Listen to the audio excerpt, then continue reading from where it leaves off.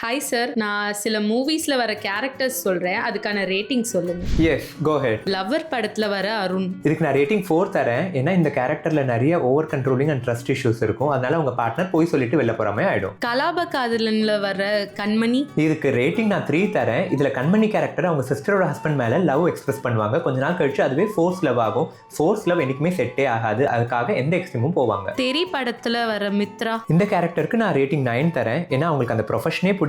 ஆனா அது அவங்களோட ஹஸ்பண்டோட பேஷன் சொல்லிட்டு அதை அவங்க அக்செப்ட் பண்ணி அவங்களுக்கு சப்போர்ட்டிவா இருப்பாங்க.